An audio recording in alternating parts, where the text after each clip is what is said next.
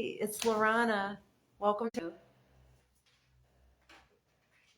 We're live from Miss Lorana's Alchemical Apothecary in the center of the universe, Canton, Ohio. And sorry I'm running a little late. It's been a great, wonderful, busy day, and we even have a girls' night party going on as I'm with you. So, without any further ado, let me pick up where we left off. Let's see. I can't wait.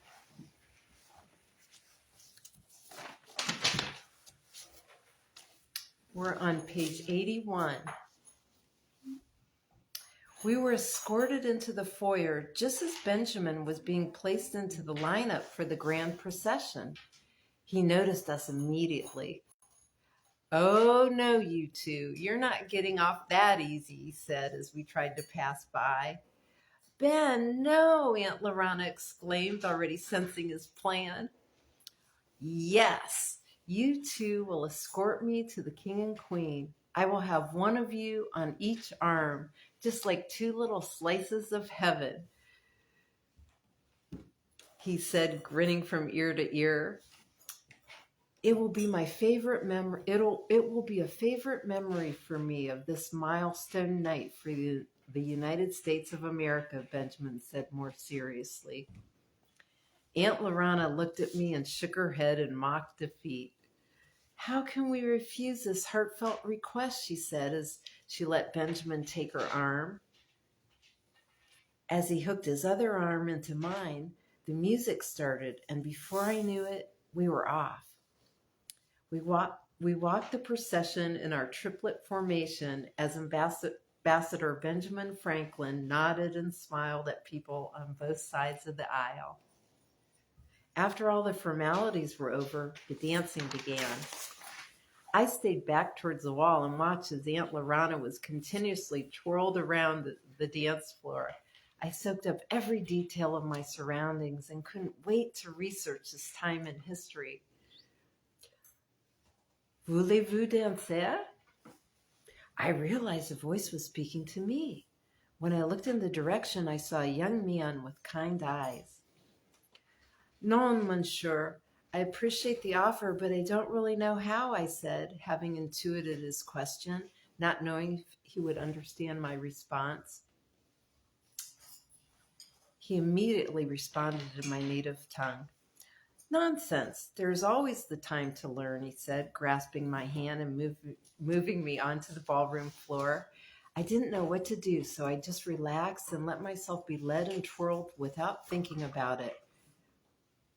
"You must either be a natural dancer or you are misleading me," my dance partner said.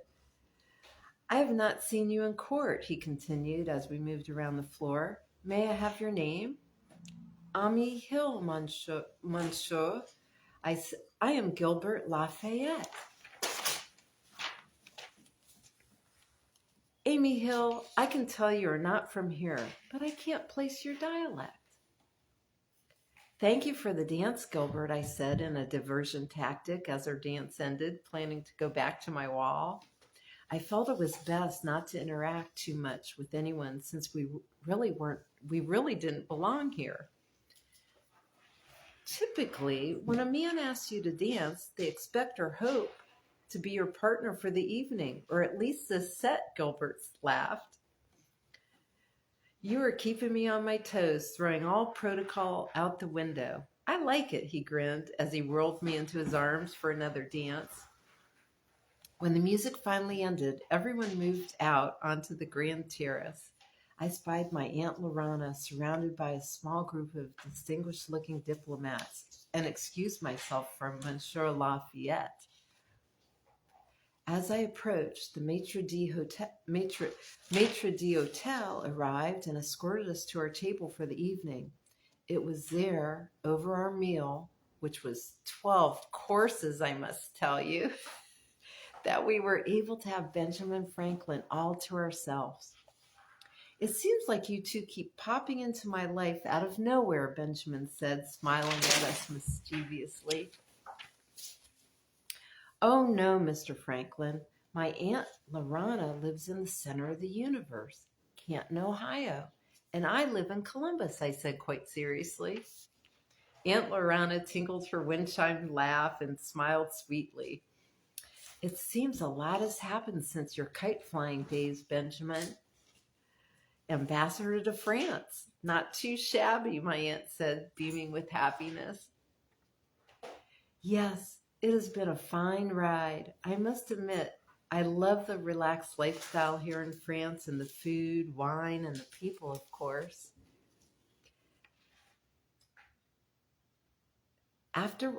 He said as he took a bite of pate.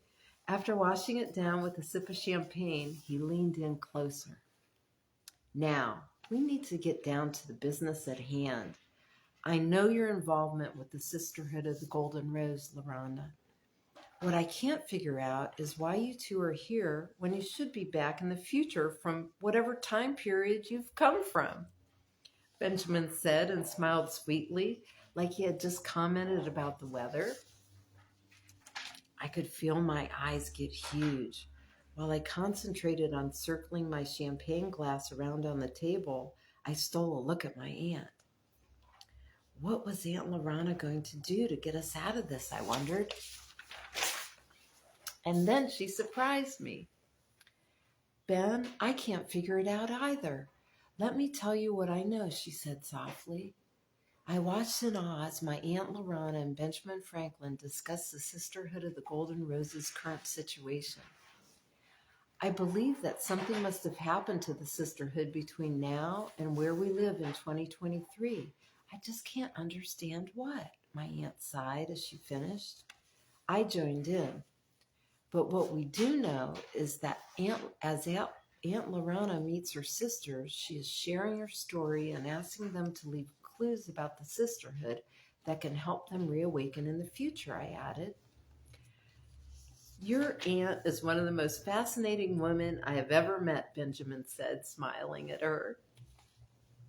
I was beginning to think the same thing.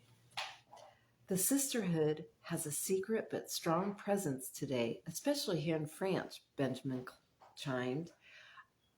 A flurry of attendants arrived and another course was served as dishes were cleared.